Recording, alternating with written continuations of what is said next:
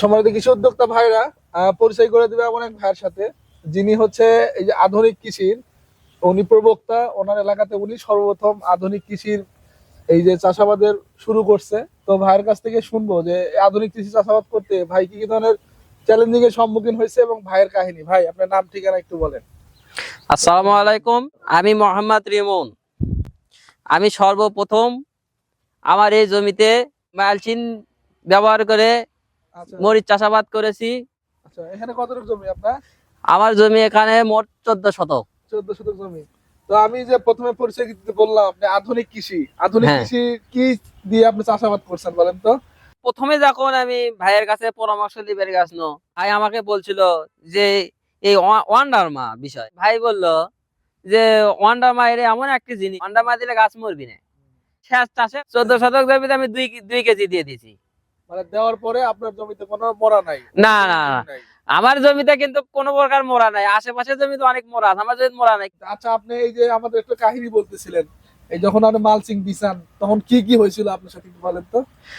আমি সর্বপ্রথমে যখন মালচিন বিছাই, তখন বিভিন্ন লোক বিভিন্ন কথা বলে। এমনকি মানে আমার পরিবার থেকে সাপোর্ট দেয় না। প্রতিটা লোক মানে যে আসে সে আমাকে বলে যে হ্যাঁ তুমি পাগলের মতো কি করছো, এ করছো সে করছো। আচ্ছা আমরা তো আগে থেকে এরকম চাষাবাদ করিনি। এমনকি আমার বাবাও আমাকে সাপোর্ট দেয়নি। এমনকি আমি মালচিন বিছানোর পরে আমার বাবা এক মালচিন তুলে লেগেছে আর কি।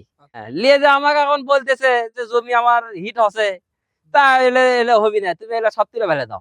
যেহেতু আমি চাষাবাদ করছি, আমি আর ভেতর কি আছে দেখেই ছাড়বো এনে। তো পরে ইনশাল্লাহ দেখি আশেপাশে আরো জমি জমা আছে, আরো মেলা মানুষ মরিচ লাগাছে।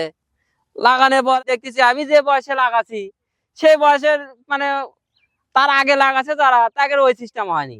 কিন্তু আমি যা লাগাচ্ছি, আমি মনে করেন 48 দিনের থেকে আমি হারভেস্ট করা শুরু করেছি। আর অন্য 7 দিন 65 দিন পার হয়ে গেছে, তারা করে পারে।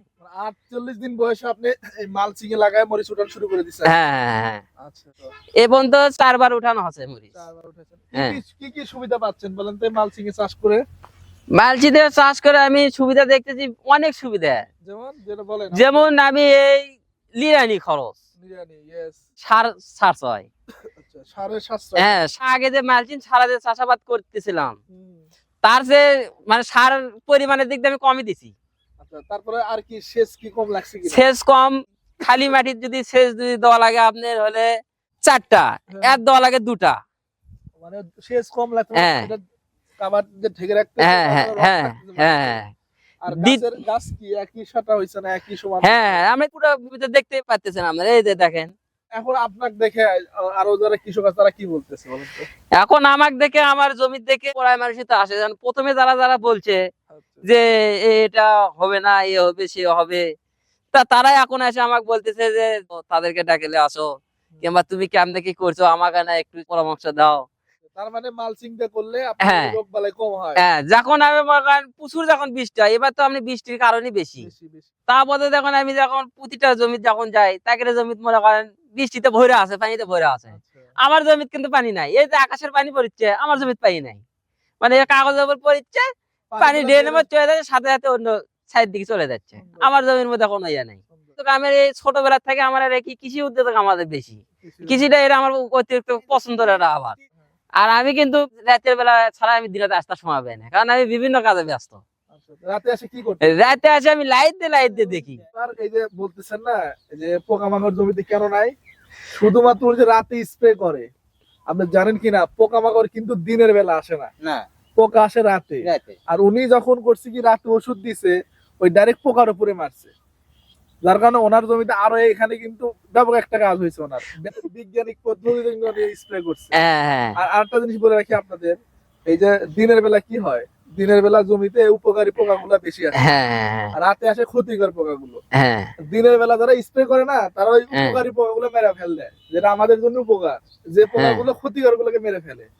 আর রাতের বেলা আসে ক্ষতিকর গুলা, আর এই ভাই করছে কি ওই ক্ষতিকর পোকার উপরে ডাইরেক্ট স্প্রে করছে, যার ফলে ওনার দেখেন জমিতে পোকাও নাই। এটা কিন্তু খুবই ভালো একটা কাজ করছেন। আচ্ছা ভাই, আপনি এখন বলেন তো, ওই কাকা সহ হ্যাঁ। যারা পাগল ছাগল বলছে, বা আপনার বাবা, যে এখন আপনার বাবা কি বলতেছে বলেন তো? এখন আমার বাবা বলতে যত টাকা লাগে আমরা আমরা তোমাকে সাপোর্ট দিচ্ছি। মানে 3 বিঘা জমি হ্যাঁ, বছর আপনি লাগাইতে যত পারবেন। টাকা তুমি সাপোর্ট দিচ্ছি, তুমি কাজ করো। আর এই জমি এখন আর জমি তোমাকে আমি ছেড়ে দিলাম। প্রথমে উনি হ্যাঁ হ্যাঁ আপনি করতে দেয় নাই, যে মালচিং বিছাইছিলেন, মালচিং উঠে নিয়ে গেছিল। হ্যাঁ এখন ফলন ভালো হওয়ার কারণে উনি বলতেছে যে কলার এগুলো বাগান সব কেটে ফেলে দিয়ে হ্যাঁ মরিচ লাগাইতে বলতেছে মালচিং দিয়ে। হ্যাঁ হ্যাঁ মালচিং এখন বলতেছে মালচিং ছাড়া কোনো আবাদ করো না। আবার এই যে বোধহয় এখন করছে যে তুমি এক কাম করো তো, তুমি ওই ওই কোম্পানিরই তুমি সাজেশন লাও, লিয়ে এই বর্ষাকালে তুমি অন্য অন্য জমি তুমি এই মালচিং করে তুমি ওগুলো লাগাও, তাহলে হবি। মানে আমার বাবা করছে যে আমার একটা আশা, আমার আত্মবিশ্বাস যে এটা হবি। হচ্ছে আপনি আমাদের হ্যাঁ। এখন আরএনডি গেলে আমাদের ফুলকপি হচ্ছে, বাঁধাকপি সবকিছু মালচিং। হ্যাঁ হ্যাঁ হ্যাঁ আপনি এখানে কত টাকা বিক্রি করছেন এখন পর্যন্ত? আমি এখানে বিক্রি করছি আপনার 41,500, এটা আমার খরচ বরচ বাদ দে। বাদ দিয়ে। আর এই তোলার যা হবি, মানে এর আগা তোলা তুলছিল আপনার 6 মণ মরিচ উঠছিল। এবার কতটুকু হতে পারে? এবার যে আমার একটা মানে 7 মণের নিচে উঠবি না। সবচেয়ে বড় কথা হচ্ছে এই যে মালচিং এ হ্যাঁ মরিচের পরে কিন্তু এই জমিতে আবার আপনি মরিচ করতে পারবেন অথবা বেগুন করতে পারবেন এই জমিতে, এই মালচিং দিয়ে। মালচিং এর ব্যাপার কিন্তু এটাই শেষ না, আমাদের এই যে গ্রিনারের একটা মালচিং দিয়ে 3বার ফসল করতে পারছে। ঠিক আছে, ভাইকে ধন্যবাদ, হ্যাঁ। ভাইয়ের জন্য শুভকামনা। আর অবশ্যই আমাদের গ্রিনারের সাথে থাকবেন। ইনশাআল্লাহ ইনশাআল্লাহ।